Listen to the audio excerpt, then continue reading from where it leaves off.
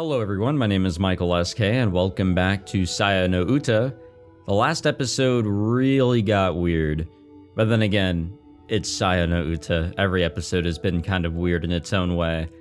But no, last episode was pretty messed up. It was. I can't really explain how it was messed up because, well, hello demonetization if I want to go that route, but yeah, we're truly seeing Fuminori go further and further away from humanity. He is accepting all these messed up things, the messed up things that Saya is basically saying is totally okay for him, pushing him further and further away from humanity, morals, and whatever else, ethics. I mean, he literally threw his friend down this well with the idea of killing him, and that's where we are now. He has been buried alive.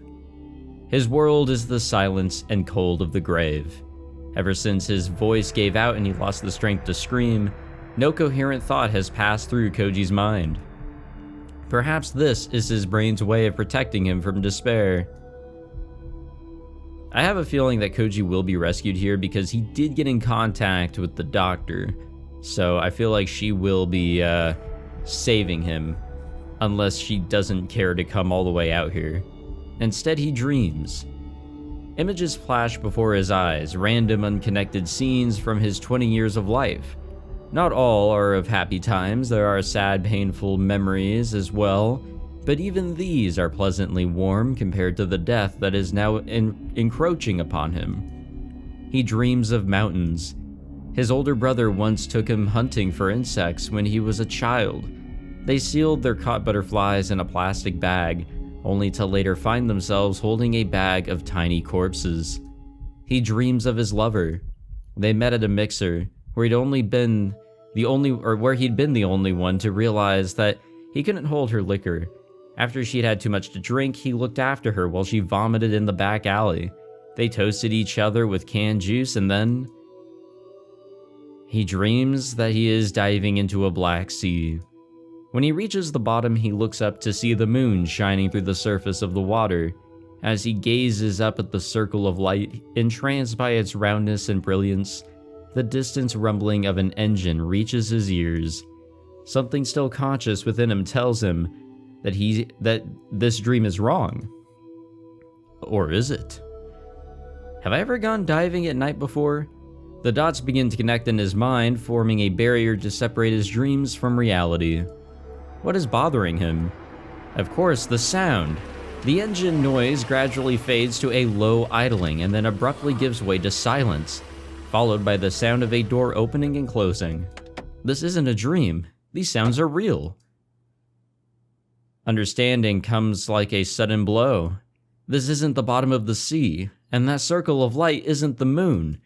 It's the mouth of the well. The sun has already risen and someone is right outside with a car.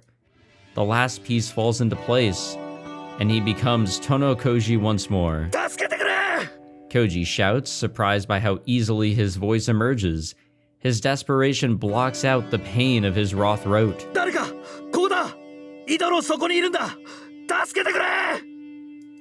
He keeps screaming with all of his might. Soon, the echoes in the cramped well become deafening, and he is no longer certain if his screams have meaning, or if he is just howling wordlessly. Nevertheless, he continues, his only desire is to be heard, lest he die forgotten at the bottom of this well. Koji's wait is not long, but even a minute feels like eternity on the edge of despair. Soon the circle of light above him is partially eclipsed by the silhouette of a person staring down into the well. It's the doctor, isn't it? A woman's voice. Koji has heard it somewhere before, but for some reason cannot remember to whom it belongs. The silhouette vanishes, restoring the light to a perfect circle. Fear of being left alone again threatens to send Koji into a panic, but his reason has recovered enough to resist. And she said that she's going to get me out. I haven't been abandoned. While waiting, he gingerly tests his body, which he had forgotten all about until now. His joints ache and his fingers and toes are numb, but though exhausted, he's still in one piece. After some time, the silhouette reappears at the top of the well. Now we're about to find out. いや、ちょっとそれは。 Koji lacks the confidence to attempt such a feat. His frozen fingers can barely move. まあ仕方あるまい。一旦私もそっちに降りる。 After a brief pause, the owner of the voice tosses a knotted climbing rope into the well. He grabs the rope as soon as it reaches him. The rough threads bite into his palm, and relief nearly overwhelms him at the sensation. This is really happening. He's really safe. Now that he's free from despair, questions leap to the forefront of his mind. First among them, who is his savior?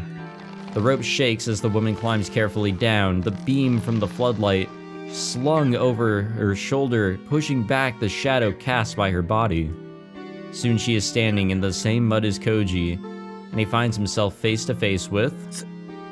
Sensei! 他の誰かを期待したかい? Koji indeed had not imagined that his savior would turn out to be Dr. Tanbo Ryoko. Of course, it took him a moment to recognize her. Instead of a white gown and tight skirt, she is wearing a heavy leather coat, denim jeans, and boots with no heel. She must have expected a hike through the mountains. Her light is a blocky all-purpose type featuring side-mounted fluorescent runners, in addition to the main floodlight, survival gear, and professional grade by the look of it. ひどいありさまだな。ほらこれ。 Yeah, I'm sure he looks really terrible right now. And probably feels terrible too. He just doesn't realize it yet. Dr. Tanbo says wryly as she gives Koji a once-over. She pulls a flask out of her pocket and hands it to him. 飲み込まず、ゆっくり一口ずつ舐めるようにしろ。少しはマシになるだろう。ありがとうございます。 She walks around with a flask? Maybe Koji's just old-fashioned, but it doesn't seem appropriate for a young woman, and a doctor at that. Nevertheless, he unscrews the cap and takes a swig, and struggles to keep from coughing at the potent liquid searing his tongue, or that sears his tongue. なんですかこれ。スピリタスウォッカ。着付け薬によし、消毒によし。浴びせてから火をつければ効くような相手にはかなり効く。 Wow, she is one smart woman. She should be a doctor. Her tone is straightforward and quite serious.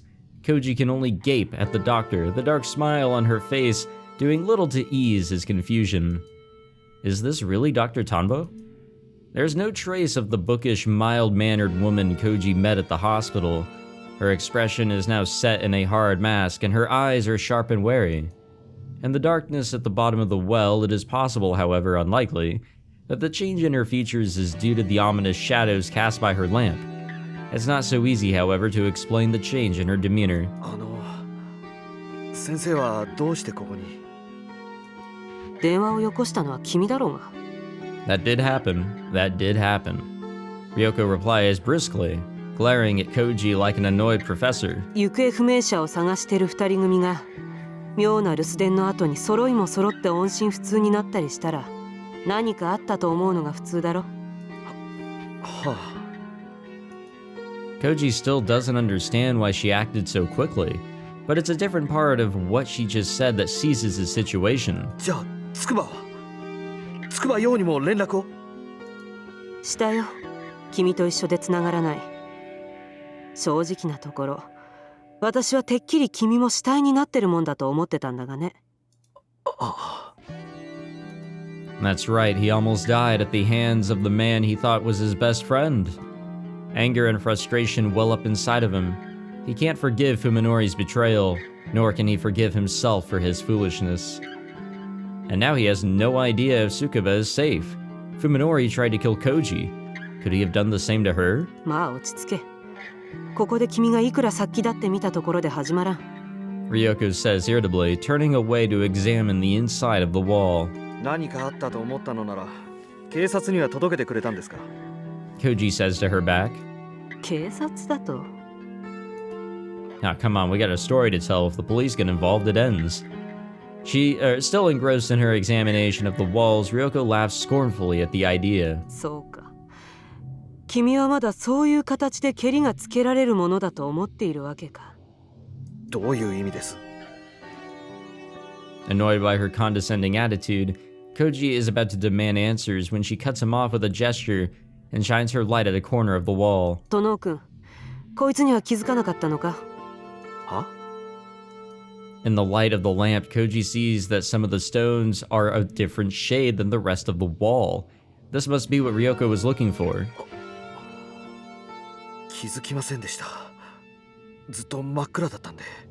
He didn't, feel around or anything? Ryoko's gaze moves slowly along the wall, finally coming to rest on a gap between two of the stones. The hole is just wide enough for an adult to reach into open-handed. 君、いいところに落ちてくれたよ。ひょうたんから困ってやつか？ Ryoko says with a grim smile. She wastes no time thrusting her hand into the opening.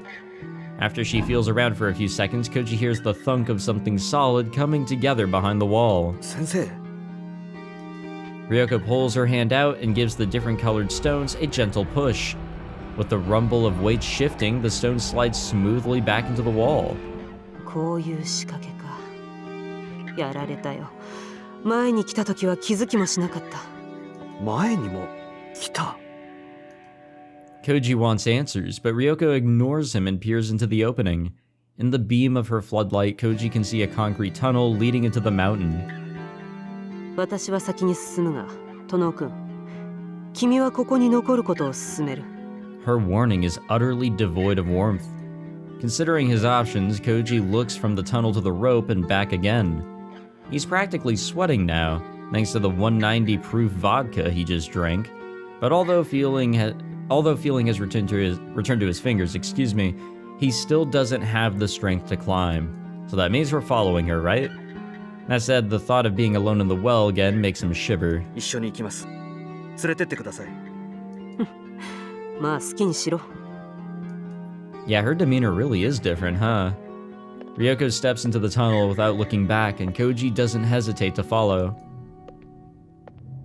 Oh, here we 前にお会いし go. た時と随分雰囲気が違いますね。 Koji says sarcastically, following Ryoko as she moves cautiously down the tunnel with her light leading the way. ここは病院じゃない。君は患者じゃない。営業スマイルが必要か？じゃあこっちが先生の字ですか？さあ、どうだかな。どうだっていいことだろ。 Ryoko suddenly stops and stares at the floor. When Koji looks over her shoulder, he sees a dust-covered rope lying coiled up in the middle of the path. 何です？あの井戸から降りてきたやつの小細工さ。 Ryoko picks up the rope, examines it, and hands it to Koji. 長さは私が使ったロープのほぼ2倍。途中に結び目があって、端は両方とも切断されてる。この両端がつながって輪になってたのさ。え？外のどこかにこの輪を引っ掛けて井戸の底まで伝って降りる。その後ナイフで輪を切って井戸の中に引っ張り込めば井戸の底に降りた痕跡は残らない。Ryoko shines her light down the tunnel, revealing that it ends in a closed wooden door about 10 meters ahead. こうやってここに逃げ込んだやつは追っ手の目をくらませたのさ。やられたよ。まんまと騙された。先生、さっき前にも来たっていうのは。ああ、君や咲坂君だけじゃない。私も以前鴎外を追ってこの別荘に来た。 Well, I'm not surprised that she did her own investigation.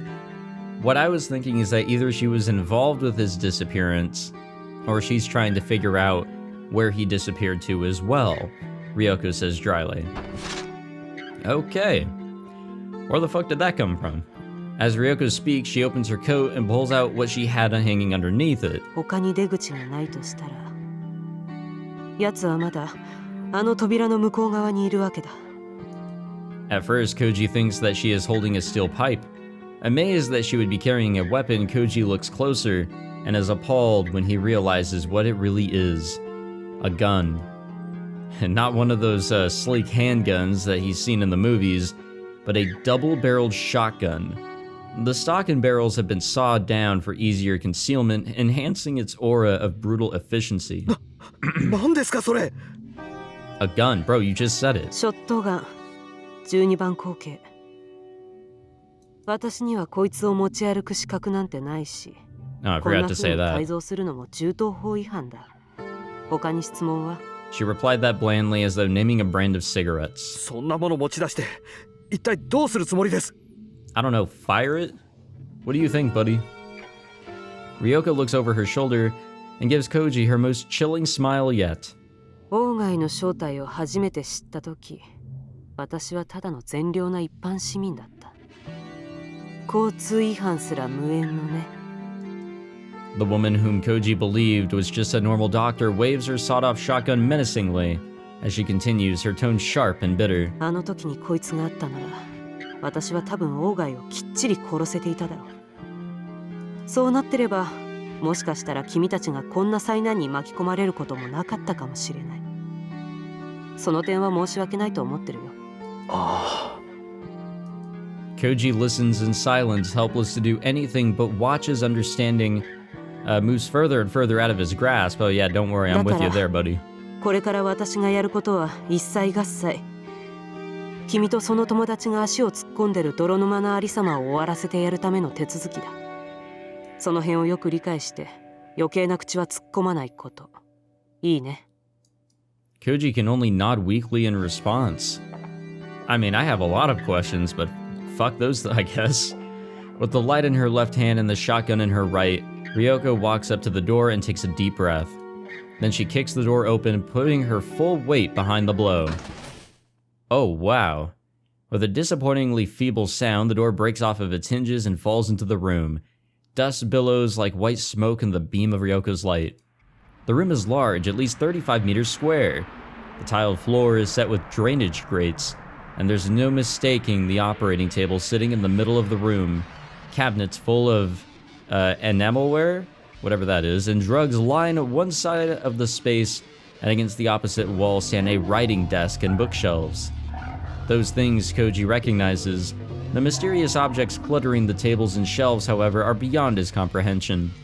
Mirrors delicately engraved with complex patterns, grotesque statues and masks that must have been left by a race of savages, tapestries woven in nauseating arrays of color, a crystal ball the size of an infant's head. Any would fetch a hefty price at an antique store, if not for the one thing they have in common. Every last piece is so loathsome and foul that Koji feels sick just looking at it. It's as though each was designed for the soul's sinister purpose of immortalizing its creator's hatred of the world.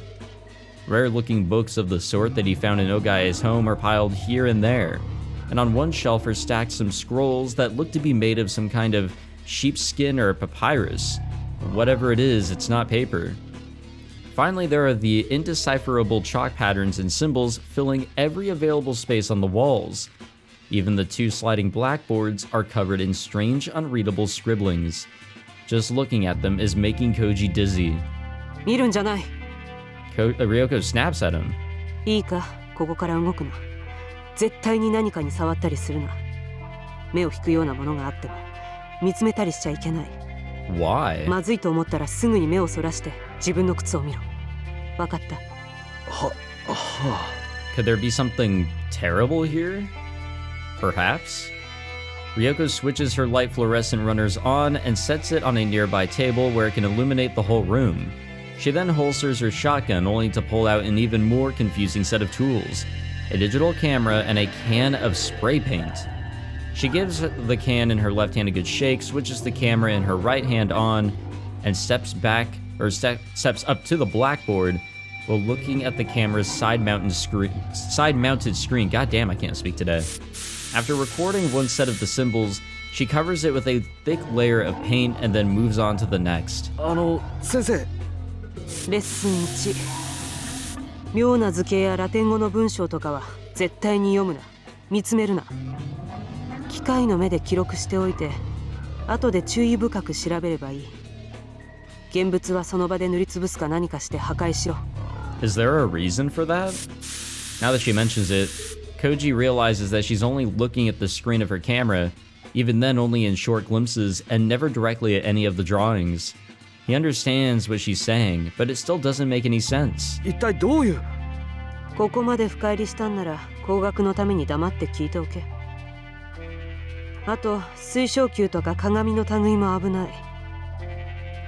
下手に壊すとヤブヘビになったりするから、とりあえず布でもかぶせるかペンキを浴びせて封印しろ。 Is this like a lot of superstitious bullshit, or like, is this to help our human psyche?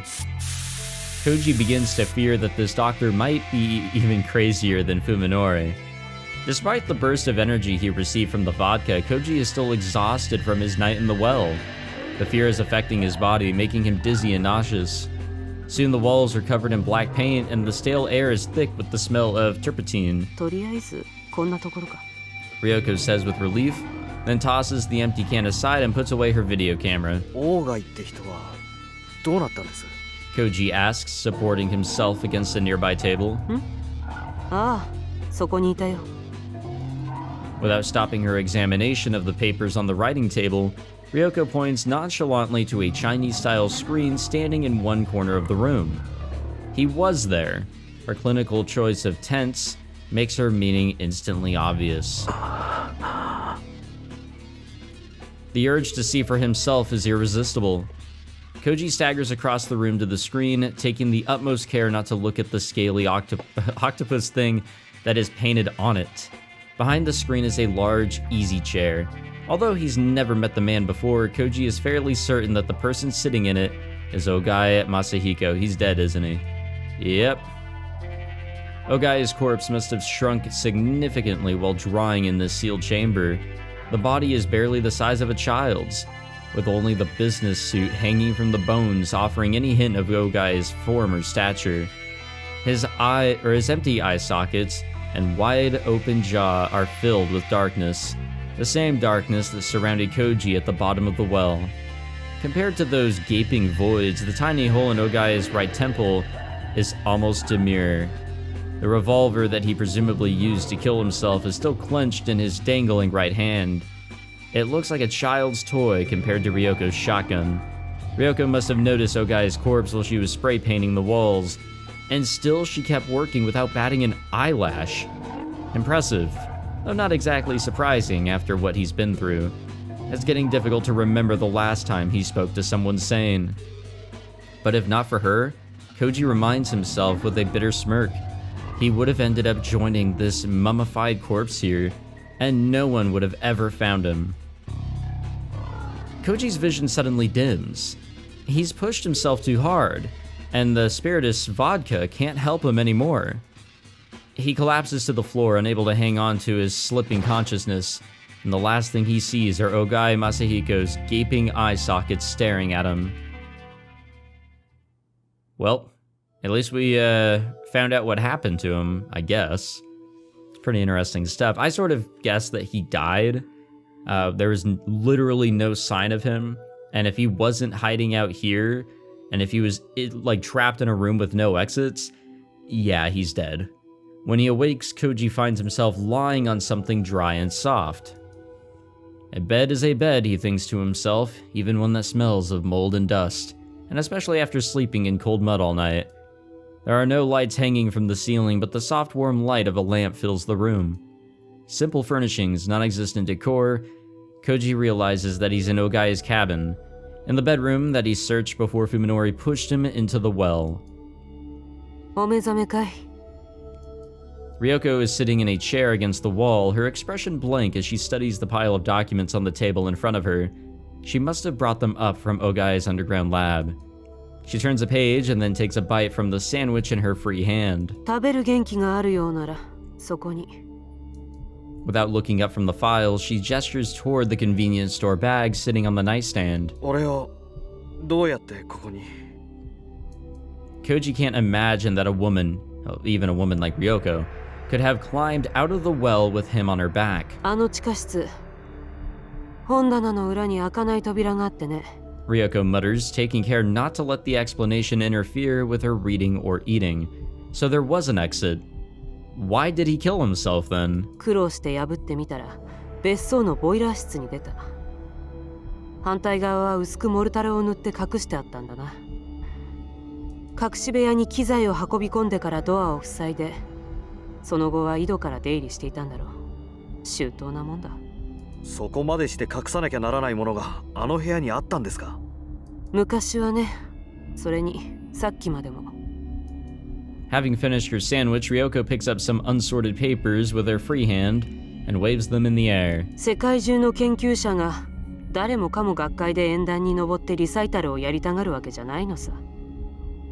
自分一人が秘密に通じて、最後には自分のしたいもろとも秘密の墓穴にしまい込んで満足するような、そういう変態野郎もいるんだよ。Couldn't be me. Koji still hasn't the slightest idea what Ogai's secret might have been. From what Ryoko has said in the tunnel, however, he can guess that Fuminori is somehow involved. 文則はどうなっちまったんですか？ Koji asks desperately, no longer caring who he gets answers from. 地下の死体と文則と一体どういう関係があるんです？先生は一体何を追いかけてるんです？今それを調べてるところだよ。Ryoko replies coldly, as though Koji's concerns are none of hers. 私が咲坂君から聞いたところによると、彼は王外の親族から調査を頼まれているという話だった。ええ、それは俺も聞いてます。そうか、一貫してるんだな。Ryoko pulls several sheets of loose leaf paper from a different file. だが王外に血縁者はいない。私は咲坂君が嘘をついているものとばかり思っていた。だがもう一つの可能性を考えるべきだった。彼は王外の親族を名乗る何者かにそそのかされていたのかもしれない。That's not really the case. Ryoko pauses and then looks sidelong at Koji. サヤという名前に心当たりは？サヤ？いいえ、誰なんですか？さて誰なのか何なのか、読めば読むほどわからなくなっていく。She sighs bitterly and then returns her attention to the papers in her hand. 間違いなく言えるのは、そいつが王外の研究の核にあるものらしいということだけだ。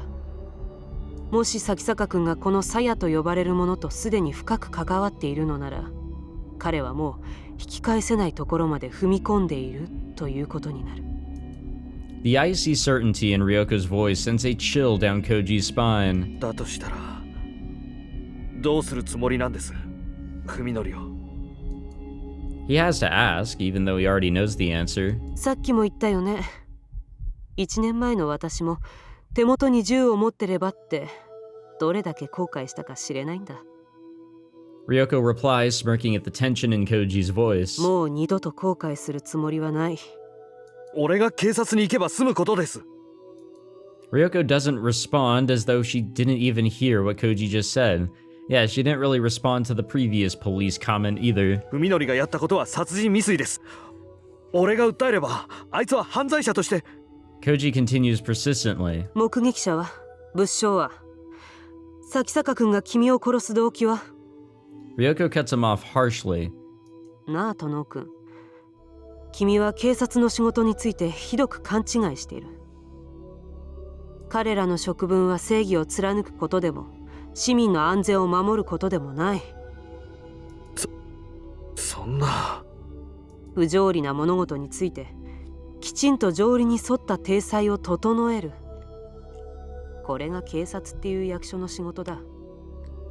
彼らの思考はいつだってより理解しやすい方、より説明しやすい方に傾いていく。Yeah, which is why in that other ending, Fuminori was just simply thrown into a white room, deemed insane. それこそ水が低い方へ低い方へと流れていくように。事実がどうあろうと彼らには興味ない。彼らが感知するところではないんだよ。小説より奇なる事実なんてものは。But when the truth is stranger than fiction, it's a little bit more interesting. そこまで決めつ Just けるこ more とないでしょ。 annoying, I guess, if you're a 話してみ police なければわかりま officer. せんよ。そう、わからない。そこが問題だ。Ryoko states as she pulls another sandwich out of the bag. She hasn't spared Koji a second glance since looking at him earlier.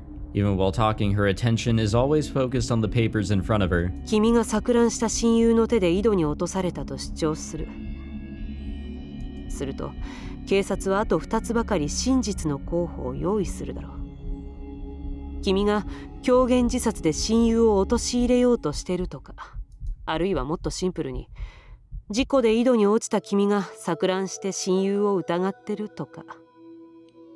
この3案のどれかが捜査っていうレースで勝ちを競うわけだ。勝ち馬は誰にもわからない。こんな博打に君は寝台潰すまでかける気かい？ Koji has no response. Can he really explain with cold, clear logic what drove Fuminori to do what he did? How can he convince anyone else when he doesn't even understand it himself? そして一番の問題は、Ryoko says calmly, cutting into Koji's thoughts. 君がそういうランチキ騒ぎに手こずっている隙に先坂文則を追い詰めるチャンスを逃すことだよ。身辺で火の手が上がれば彼は手遅れになる前にさっさと姿をくらますだろう。そうやってまた万事が振り出しに戻る。She pauses to take a bite of her sandwich before finishing. 私が鴎外を取り逃がしたようにね。A heavy silence falls upon them, with only the soft rustle of pages turning in Ryoko's hands to mark the passage of time. 教えてくださいよ先生。 Koji says, his hushed voice breaking through the quiet. あなたが警察を差し置いてまで処刑しようなんて思うほど、そこまで許しがたいことって何なんです？鴎外って人はあの地下室で何をやってたんですか？ Once again, Ryoko ignores Koji's question. And this time, however, Koji doesn't back down. His silent glare demands her attention as she pours through the documents before her. After some time, Ryoko rearranges the papers in her hands and sets them aside, as though having come to some conclusion, She turns her chair to face Koji for the first time since he awoke. なあ、殿君。Her hard stare belies the calmness of her voice. 君はここいら辺で降りた方がいい。ナスカ日光の温泉でゆっくり羽を伸ばして、何もかも忘れる気になってから東京に戻ってきなさい。忘れろと。Koji feels anger rise within him. 近江は俺の恋人でした。文則は俺の親友でした。それを忘れろと。そうだ、忘れろ。これは提案じゃない。警告だ。Ryoko replies, coolly rebuffing Koji's anger. 今まではどうであれ。これからの君の人生に、その二人は一切関わりを持たないだろう。断言してもいい。I mean, it's true. Omi decided to get involved. She literally died. Shoot, what's her name? Yo? Yeah, she tried to get involved. And now her mind is literally broken. She is no longer human, physically. Because we can actually see her through Fuminori's eyes. She probably looks like a crazy-ass monster to everybody else, and she has no coherent thoughts anymore. She is no longer human. You could practically already say that she's dead. So no, he will really not see his friends anymore. And whatever's happening with Fuminori, he probably won't be human physically all that much longer either. I don't know how or why, but it's kind of going in that direction, or at least it seems. じゃあ筑波は Koji shouts, unable to control himself. 彼女はどうなる？あの子は電話口で俺に助けを求めてた。どこかでひどい目に遭わされてたんだ。そりゃ何十時間前の話かね。私が君を助けてから何時間経ったと思う？そうでなければ井戸の中の君があと何時間持ったと思う？ She shakes her head and then declares coldly. 彼女はとっくに死んでるだろう。誰もが君ほど幸運だなんて思わない方がいい。あんたは Koji growls, unable to suppress his anger. あの井戸で俺の死体を見つけてもあんたなんとも思わなかったんだろうな。 Well, no. そりゃ覚悟してたからね。まさか生きてるとは思わなかったよ。 Ryoko says with a shrug, unfazed by Koji's ear, whatever that word is. I know English, kinda, not really. It is futile to argue with this woman, Koji realizes. Her values are fundamentally different from his own. Nothing he can say will ever move her. Koji gets out of bed and stands on shaky legs. どのくらい俺は寝てたんです。ざっと半日ばかり。消耗した後速やかに休息が取れるってのは羨ましいね。若いうちだけだよ、そういう無茶が効くのは。Koji looks at his watch and sees that it's 4 in the morning, which means that it was already early evening when Ryoko rescued him. He can't believe that he survived in that well for almost 2 days. Damn, the dogs are really just going at it right now. Now that the gaps in his memory have been filled and his sense of time has returned, he realizes that it's already Sunday morning. Ryoko's right. A lot of time has passed since he spoke to Yo on the phone. Koji grabs a sports drink and 2 jelly packs from the bag of food that Ryoko brought, and then heads for the door. His legs are still a little unsteady, but he can compensate for that with sheer willpower. 念のため聞かせてもらうが、どこに行くつもりだい？東京へ。 Koji replies brusquely. I thought the door opened or something. I got a little scared there. Koji replies brusquely, his tone as hard as hers. つくばようはまだ間に合うかもしれない。彼女を助けに行きます。 Okay, I'm actually gonna go deal with my dogs real quick, because they are loud. So, be right back. Okay, I probably gave myself like 5 minutes of no barking time, so let's use that time well. 人の話を聞かないやつだね、君は。 Hell no. 聞く耳持たないのはお互い様でしょう。 Koji is expecting Ryoko to watch him go with that cold, mocking smile of hers. Instead, however, she sighs heavily and rests her jaw in her hands. もう少し待つ気はないか。こいつのどこかに。 She thrusts her chin at the mountain of papers in front of her. オーガイがサヤと名付けたものが何だったのか、答えが隠されてるはずだ。そいつを突き止めて、ちゃんと対策を講じてから動くべきだと私は思う。つくばが死んでると決めてかかってるあんたなら、当然そう思うでしょうね。 In truth, Koji is extremely uneasy about going it alone. At the same time, however, he knows that he mustn't depend on Ryoko. She's made it clear that she doesn't care about saving lives. Teaming up with her will only make it more difficult to salvage something, anything, out of this nightmare. 殿くん、 Ryoko calls just before Koji steps out the door. 仮にも一度は殺されかかってるんだ。もう二度と殺されるな。 She picks something up from the table and tosses it to Koji. When Koji catches it, he feels its solid weight fill his hand. これは。 Koji stares at the menacing shape of cold metal. It's a revolver, the same one that was clenched in Ogai's skeletal fist. あと4発入ってる。安全装置はない。引き金を引くだけで弾が出る。どこでどう使うかは君の判断に任せるよ。Oh, things are getting interesting. If Koji were his usual cautious self, he would not hesitate to reject the dangerous offering. The only time you truly need a gun is when all hope is lost. He'd prefer not to fight a losing war. And yet, without even knowing it, Koji had already set foot into Ryoko's world. Choosing instinct over reason, he accepts the small but deadly weapon and stuffs it into his pocket. There is no question that Koji intends to save Yo and bring Fuminori to answer for his crimes. In the back of his mind, however, he can hear the footsteps of ruin approaching. Oh yeah, they're approaching all right. Quickly at that.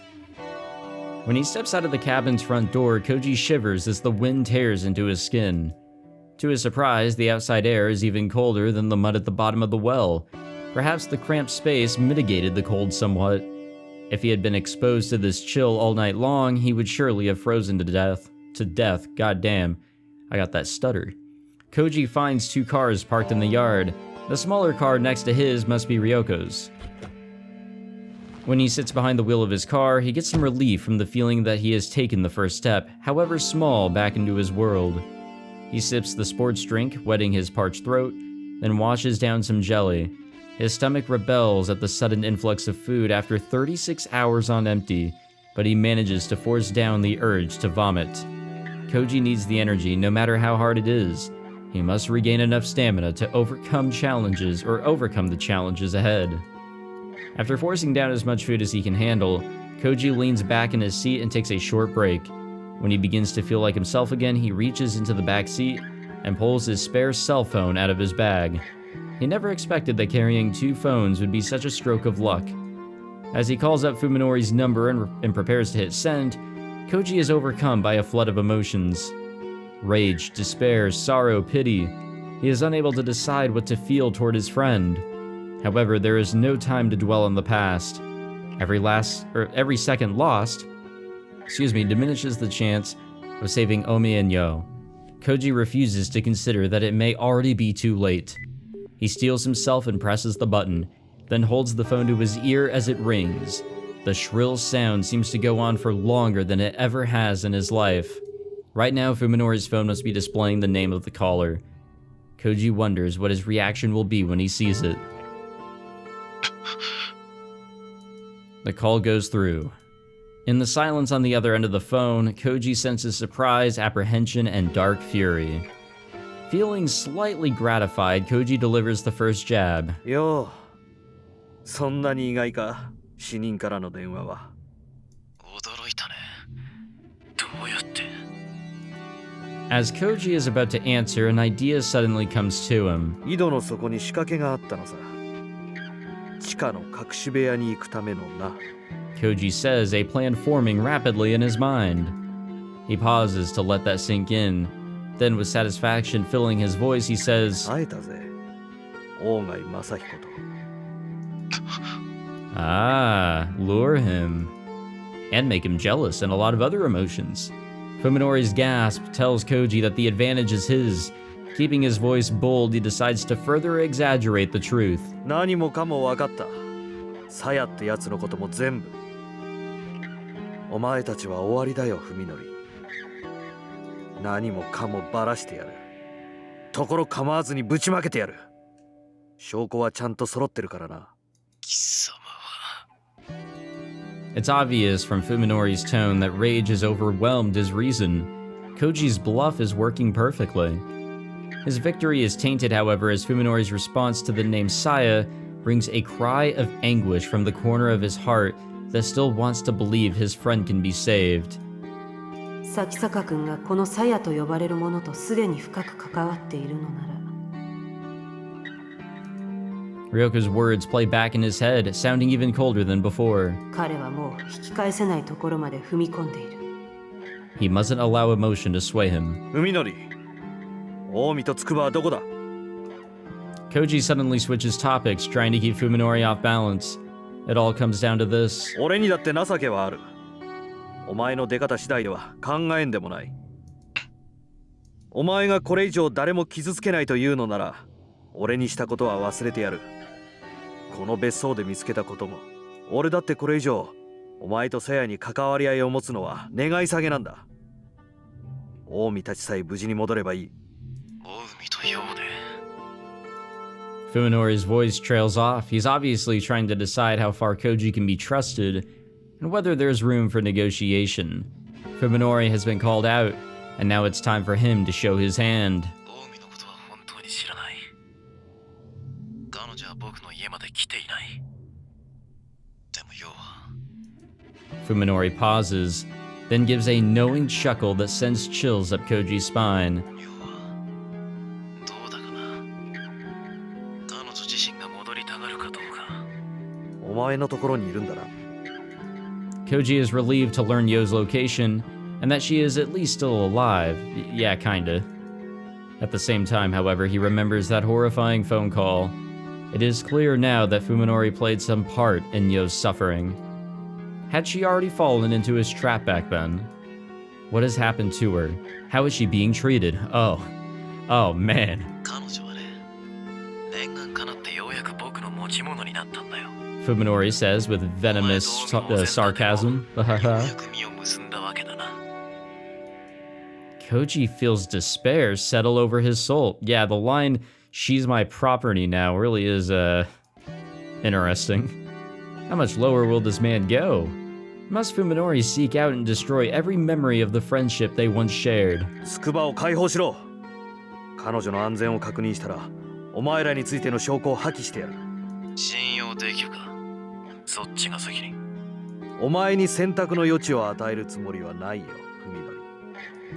Koji instinctively realizes that it's dangerous to push his bluff any further. 後でまた連絡する。それまでによく考えておけ。 He hangs up without waiting for a response. Fuminori doesn't know that Koji is still at the cabin in Tochigi. Right now, he's probably worrying about whether Koji will show up in 1 hour or 1 minute. Koji hopes that he'll be able to take advantage of Fuminori's confusion. 3 hours. That's how long it will take to race all the way back to Tokyo. Koji is afraid that his body won't carry him through such a long drive. His mind is clear, but his limbs still feel half asleep, like they're weighted down with lead. Although he knows that he has to stay resolute, Koji still longs for the peace he had just a few days ago, when life or death struggles were the furthest thing from his mind. Back then, he could never have imagined himself fighting to rescue a friend from the clutches of a madman. With each passing moment, he feels himself becoming less like the person he was. When all of this is over, will he be able to return to his old life? Fuck no. The doctor even said that he wouldn't be able to. That his old life is already gone. There's no going back to it. Even we know this. I'm honestly kind of pissed at him right now. He's, egging on Fuminori and jumping back into all this mess when he had the opportunity to escape. I kind of have to agree with the doctor here.